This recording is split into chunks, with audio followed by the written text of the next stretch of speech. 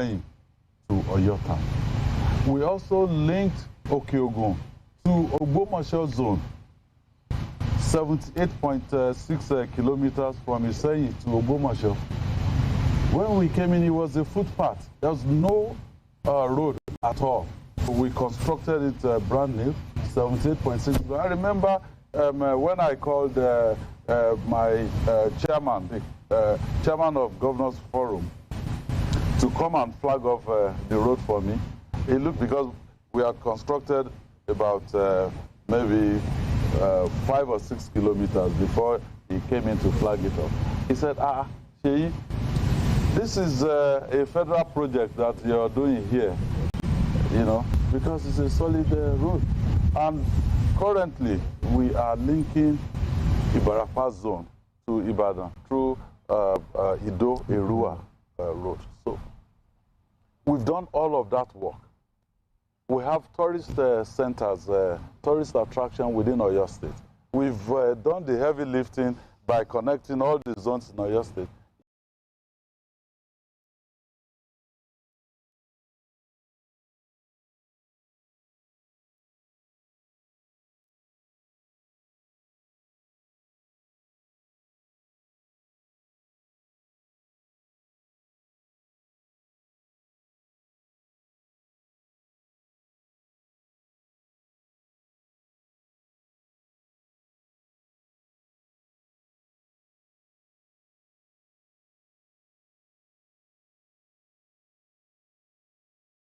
If we have the airport in Ibadan as a gateway, that's exactly what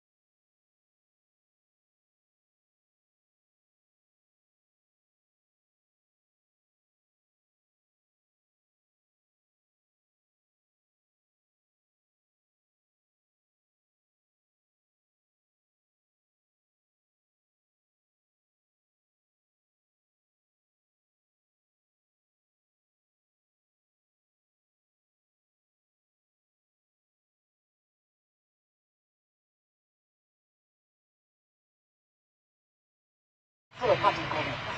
So how do you ensure that governance is insulated from party tensions? Bearing in mind some of the things that have been happening in the PDP. Well, you know,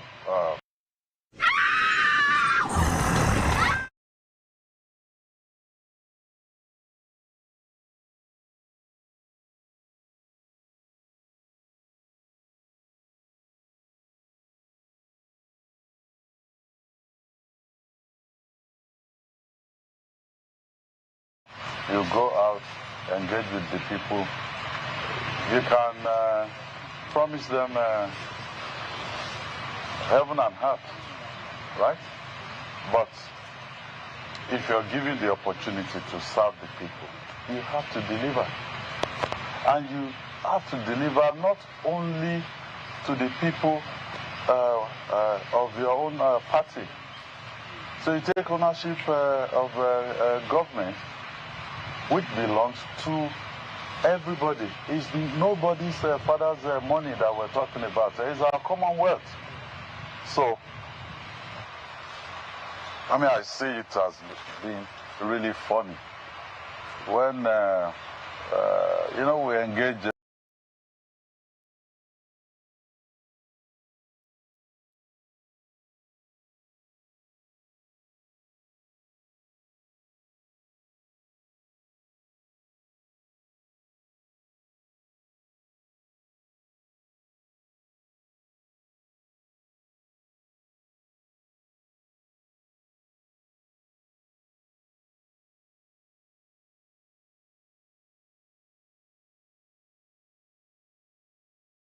federal level and say, look, we think you should do this. And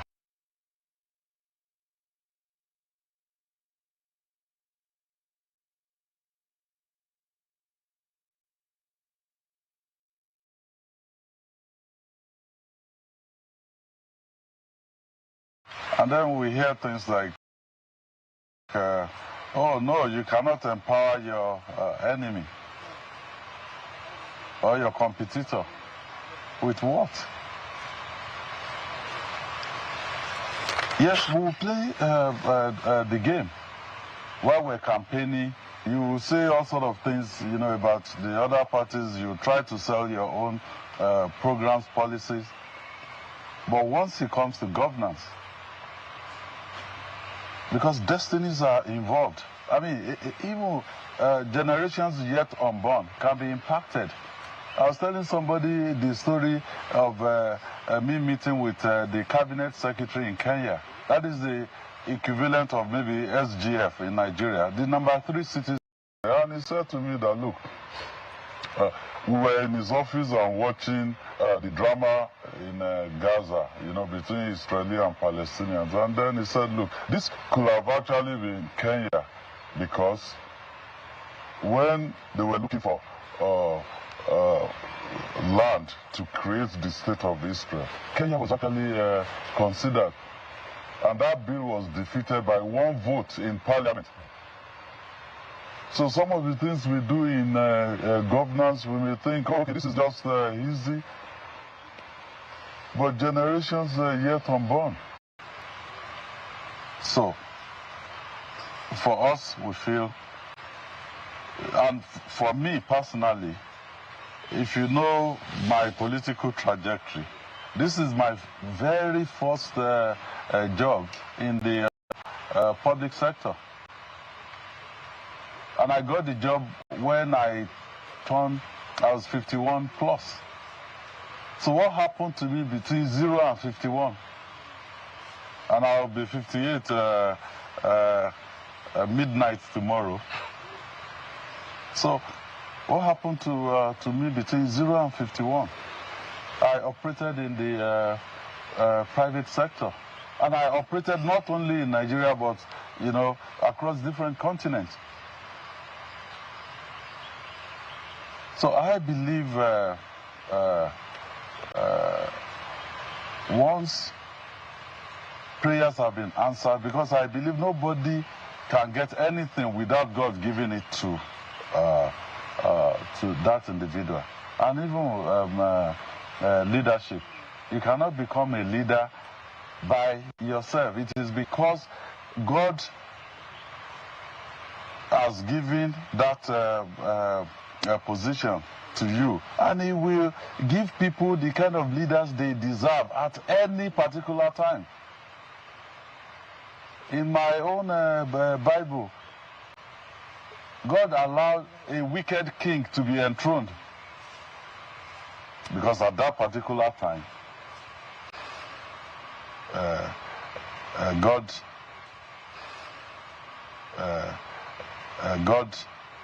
decided that that is the kind of king the people they deserve. But that is usually not the end of the story. So I would say to you that in Nigeria today, we have to rise above partisanship. You know, this may really go straight into the issue within PDP. And say, oh, okay, everybody has decamped, you know, I'm saying I'm not moved. Because the people that negotiated Nigeria, they have two major things that was in there, in that negotiation. First, federalism. That's why they called us Federal Republic of Nigeria. Two, multi-party democracy. That is why, upon independence, you have an action group here, you have Northern People's Congress, you have Northern NEPU, you have NEPU, you have NCNC. You understand? At independence, it was multi-party democracy. So now you're moving the country towards, you know, a one-party state. It won't work. I was in Ebonyi a few days, maybe 2 days ago, on Friday and Saturday. And then they brought cola to me and said, look, this cola in Igbo land, if you are receiving, you know, a big visitor, you know, this is how you do it. I said, well, cola nut is grown in the west, eaten in the north, and literally worshipped in the east. So you have different nations, different culture within the nation called Nigeria. And the people that negotiated our independence, they felt, look, to have unity in that diversity, it has to be a federal arrangement.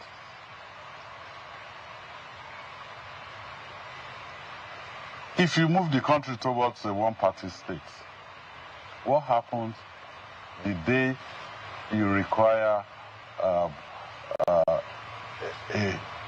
multi-party or bipartisan approach to issues? Who are you going to call? The day you move the country towards a one-party state, you remember what happened with the Arab Spring. Once people don't have leadership, they will find leaders, you know, by all means. Yeah. So we better get our acts together as political leaders in this country. And that will be my own approach to your question. Yeah. Because you said something about PDP, I know there was a time you were in the G5. And that G5 actually supported the president. What happened concerning your relationship between the president and your friend, Nyesom Wike? What happened? Because at some point everybody thought it was all rosy, and then now it went haywire. Okay. I contested the election for the first time in 2007 to go to the Senate here in Oyo State. And, well, I lost. I contested under AMPP. I was in PDP with Babaladoja. You remember his impeachment and all of that shenanigans that happened with the period. So it wasn't possible. It was handed over to Babadi Dibu. And me as a person, as a 39-year-old, trying to, get into politics for the first time. I didn't like that brand of politics. And I said I wasn't going to be involved with that brand of politics. That was why I contested under AMPP. But ab initio, my first outing in politics, I joined PDP. So we lost. We came back 2011 in PDP again. They didn't even allow me to go past the party primaries. So I lost. And then I said, look, I've been dealing with people here. I think since I've lost twice at the senatorial level, let me move up to, let me promote myself to the governorship level.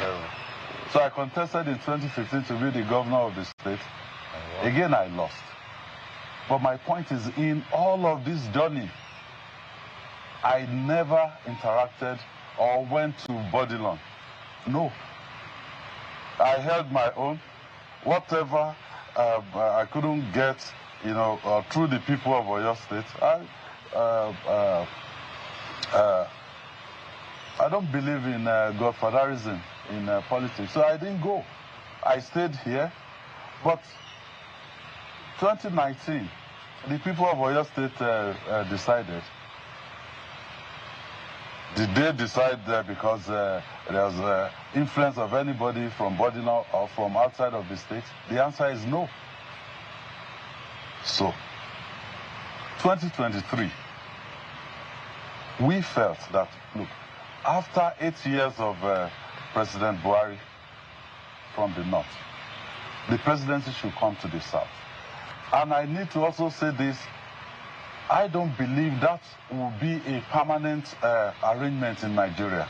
I believe Nigeria will get to a point where, if you like, two Ibibios people can be president and vice president, in as much as they are qualified, and we have strong institutions that will ensure that they do what is right for the people of Nigeria.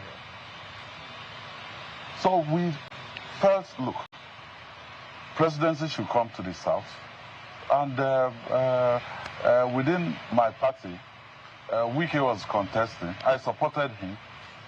He lost at the primaries, and then Waziri, former vice president, won from the north. Can't believe how my 2 gig data can finish so quickly.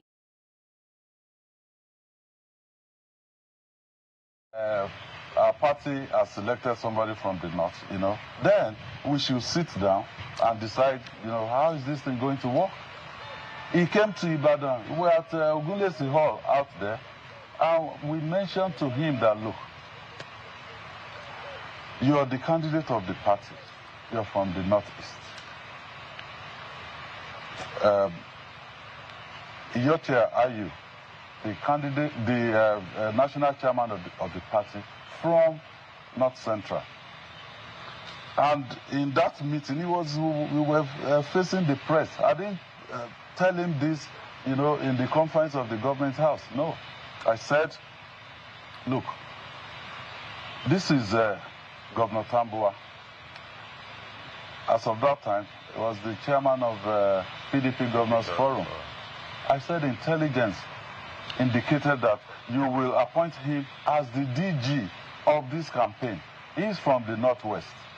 So what are we supposed to use to campaign, convince people? Because politics is a game of numbers. So we couldn't reach any agreement. We met with him in London, and we said, look, for me, the only thing I said to him in London was, allow us to go and remove Iyochia Ayu, and then make Arapaja, the acting chairman, because he was deputy national chairman. South at that time. Make Arakwaja the chairman. He will be at the table when you're all talking and deciding. So in London, I said, just agree with us there and then to go and remove Ayub. How we do it, don't even bother about it. He said, well, we should give him 1 week. He came back to Nigeria, and then the famous statement that, well, these small boys, we have moved on. Okay, so if you've moved on, what will I do? We have to do something. That is politics. So we couldn't reach that agreement. And it wasn't Wike that guaranteed the president before me, because I never dealt with them. I've never had any political dealings with them up until that point. Someone else did. I said, okay, fine. If this is what we will do, we'll support you. But even as a candidate, I must have mentioned it more than maybe 3-4 times, that our expectation would be a government of national unity, a government of national competence, where you can start the process of resetting this country.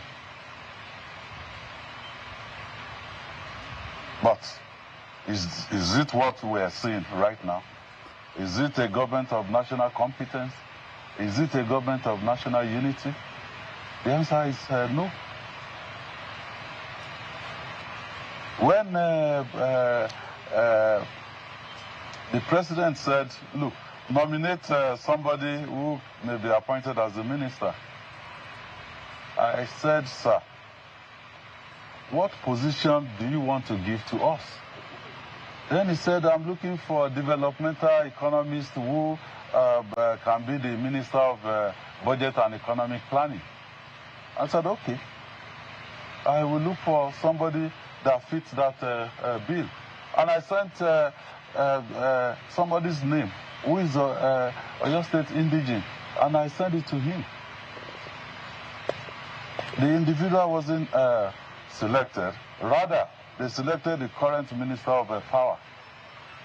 He wasn't taken to Ministry of Budget and Economic Planning. He was taken to Ministry of Power. A subsequent meeting with the president, he said, Seyi, I think I must have gone to him to seek for approval for the upgrade of Ibadan Airport. He said, I will sign it for you. I'll give my nod. But sit down. What's happening politically? I heard you're upset because you were not your nominee was not given the ministerial slot. I said, sir, in Yoruba land, if you don't want the pregnancy to be aborted, you won't want the baby to die, because it's easier to abort a pregnancy than, to kill a baby. I said, you will decide at the end of the day, who you want to work with. We can only suggest people. But if you know people that fit, your bill about the kind of individual you want in your cabinet, we are just to support you. However, let me say this. If you've selected the Minister of Power because you want him to help you organize APC in Oyo State, he doesn't have the capacity. I told the president. He said, no, Seyi, it's you that I want to help me organize APC in Oyo State. I said, no, sir, I can never help you organize APC in Oyo State because I am of the PDP. So, if we have a government of national unity, a government of national competence, we will have been in a very different environment right now. And let me just mention again this issue of Wike. this. Your friend. Huh? Your friend, Wiki. My friend Wiki. Okay. So this was the exact first contract that Mobile gave to Macon. I was 29. It was $1 million. Within that 1 year, I made $1 million in my pocket. I was 29. 1997. Wiki perhaps at that time just left. He just left law school, and then his next job after that was local government chairman. And the trajectory was, I don't beef anybody. But the real issue is that I was in a meeting with the president and Wiki. And I'm saying this, in an open chat. The president's chief of staff was also in that meeting, and a few others. And Wiki said to the president that, well, sir, I will hold PDP for you, against 2027. I was in shock. So we got up, we got to the veranda. I said, Wiki, did we agree to this? I don't like talking about people, and I will not talk about people or talk about events. But I'll talk about the real issue. The real issue is that Wiki would like to support the president for 2027. That's fine. It is within his right to do that.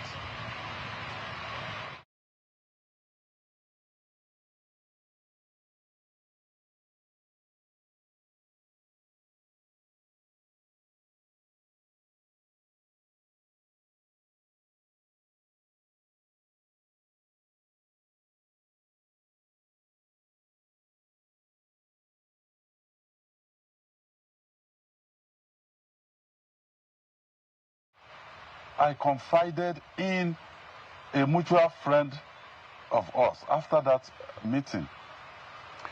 And I kept thinking, okay, the president did not ask him, do this for me. He was the one that volunteered that I will do that. So when I was telling our mutual friend, I said, look, maybe he was talking about an errand that the president never sent him. So let's watch, let's engage him. Let's see if he will back off. But he never did. So after he didn't back off, I said, well, now it's time to confront him. Because I told him from that day that I will never be a part of this. And that is why I will not be supporting the president for 2027. Wike can support him, he's within his right, but also it is within my own right to decide within the political space who I will support or what I will do in 2027. Your Excellency, now we understand the real reason why there is a conflict in the PDP. Now the party is divided along two lines. The one being led by Saminu Turaki, is claiming that it is the rightful one, and I remember that INEC called the two parties to a meeting. Now, with the way PDP is currently, does the party stand any chance?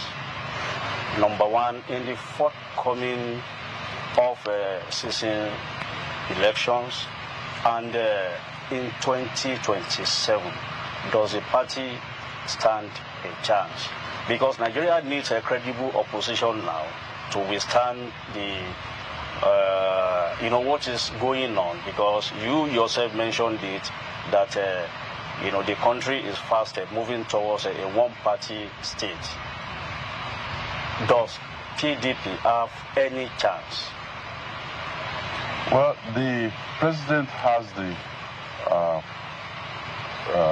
power to call his minister to order. I said, look, allow democracy to survive in Nigeria. And by the way PDP is today, there is no faction in PDP. Now I use Whisperflow. I just think out.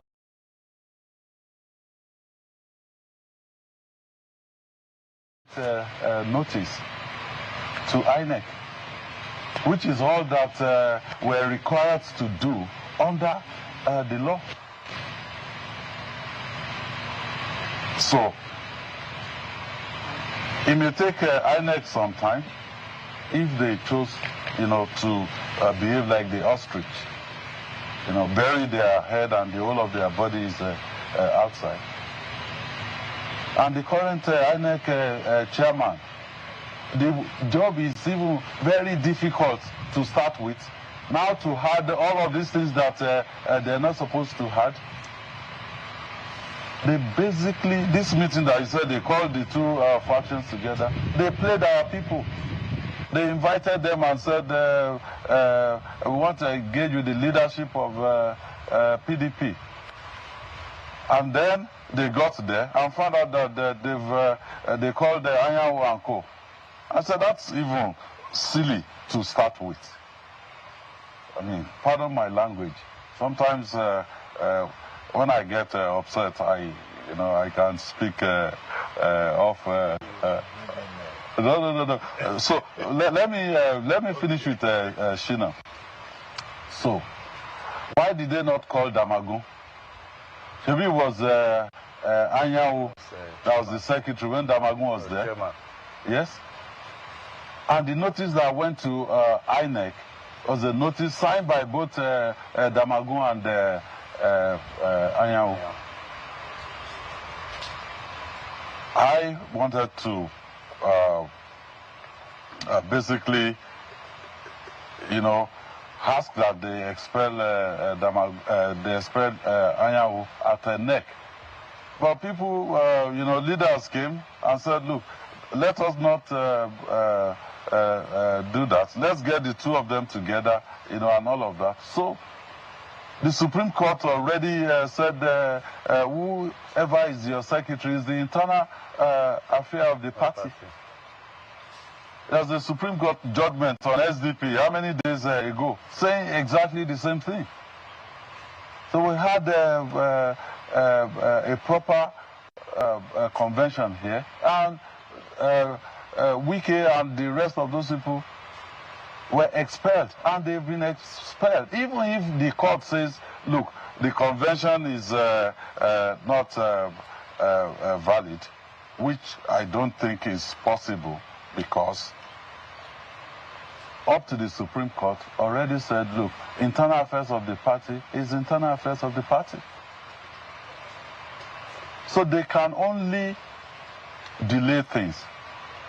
But there may be unintended consequences for, trying to kill PDP. There's a danger that if you do that, you may,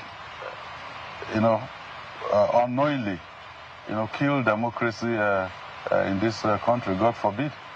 So that is my own position. Yeah, Mr. Governor, it's interesting what you just revealed now. A lot of people were not privy to that information in terms of your position and what former Governor Wike, now Honorable Minister of FCT, had said in your presence to the President. Now, we're in Ibadan, and the Yoruba side of me comes to play, that there's this saying, if you translate into English,